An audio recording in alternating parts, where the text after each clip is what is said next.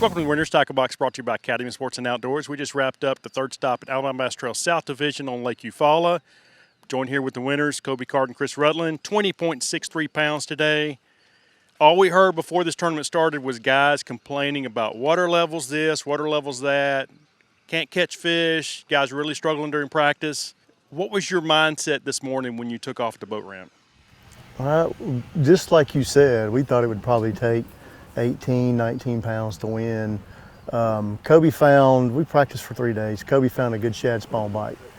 We started on that this morning, caught 2 good ones, and I basically spent 2.5 days just idle looking for brush piles. We had about a dozen brush piles. We found lots of brush piles, of course, but we had about a dozen of them that were, looked like they were new and big and green and all that. So we rotated those for about 4 hours and caught about 6 good fish out of them and probably weighed in 4 of those.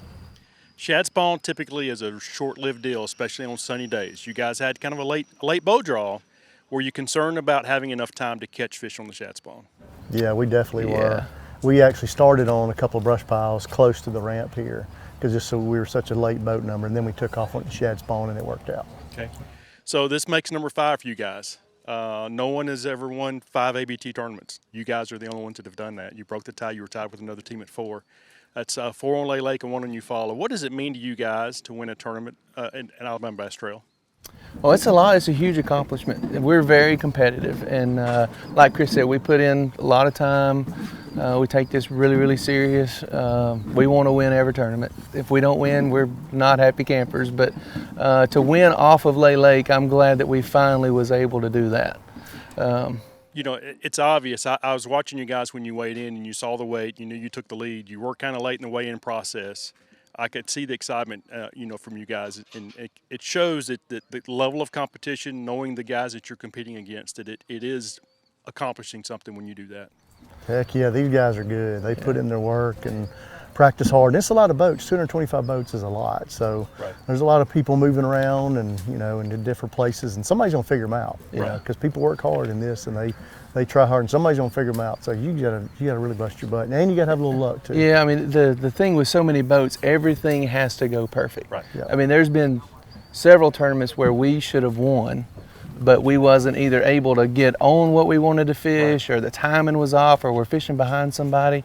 Just like today, I mean, when we went to the shad spawn stuff, we figured we had gotten behind somebody. That's the reason we kind of bailed on that this morning, because we just didn't feel like we was fishing behind people. Okay. So, you talk about everything having to go right. Your gear plays a lot in that. You can't have missed fish. So talk to me about the baits, the tackle you used today to win this tournament. Spro frog. I mean, that's probably the best shad spawn bait ever on a grass lake like this. And then we caught a couple of spinnerbait, and the other one's on the jig out of those brush piles. Okay. Rods, reels, line size, what's really key? I mean, obviously you guys are looking, like you said, you're looking to win tournaments. So your goal is when you get those big fish bites, get them in the boat. What do you guys do to help ensure that happens? Well, we started using hammer rods and Shimano reels, and it's about as good as it gets. Yep. Okay. 65-pound braid and 20-pound fluorocarbon line. So. Okay, you're not messing around with those fish at all. No. When they bite, you're going to get them in the boat. Try to. Try to.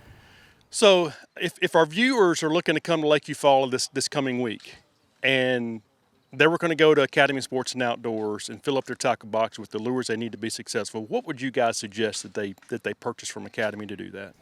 First, they need to call the Corps engineers and ask them to fill up the lake a little bit. Raise the water level. Yes, and then, like Chris said, Spro Frog and William Davis spinnerbait. And jig. Yep. William Davis jig, William Davis spinnerbait, Spro Frog.